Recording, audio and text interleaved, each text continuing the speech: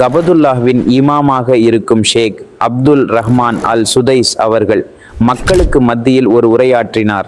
உரையாற்றும் போது ஒரு சம்பவத்தை நினைவு கூறினார். ஒரு சிறுவன் இருந்தானாம். அவன் மற்ற சிறுவர்களைப் போல் குறும்புத்தனமான ஒரு சிறுவனாம். ஒரு நாள் அந்த சிறுவனது வீட்டிற்கு விருந்தாளிகள் வந்தார்களாம். அப்பொழுது அவனது தாயார் அந்த விருந்தாளிகளுக்கு பரிமாறுவதற்காக உணவு சமைத்து கொண்டிருந்தாளாம். அந்த சிறுவன் என்ன செய்தான் தெரியுமா? விளையாட்டுத்தனமாய் தாய் சமைத்த உணவில் மண்ணை அள்ளி போட்டு விட்டான்.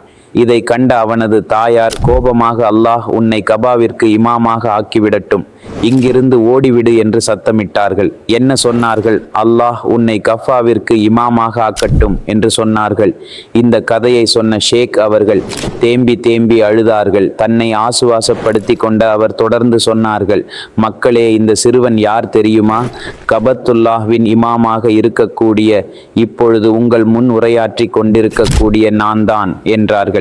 தாயின் அந்த பிரார்த்தனையால் கபாவின் இமாமாகவும் தனது அழகிய குரலினால் திருக்குரானை ஓதி கோடிக்கணக்கான மக்களின் உள்ளங்களை வென்ற ஒருவராகவும் இப்பொழுது திகழ்ந்து கொண்டிருக்கின்றார் ஷேக் அப்துல் ரஹ்மான் அல் சுதைஸ் அவர்கள்.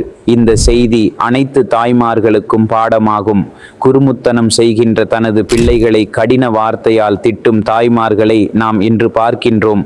உள்ளத்திலிருந்து அந்த வார்த்தை வராவிட்டாலும் அவர்களின் வாய்களினால் இருந்து வரக்கூடிய அந்த கெட்ட வார்த்தைகள் இப்பொழுது சர்வசாதாரணமாக ஆகி கொண்டிருக்கின்றது.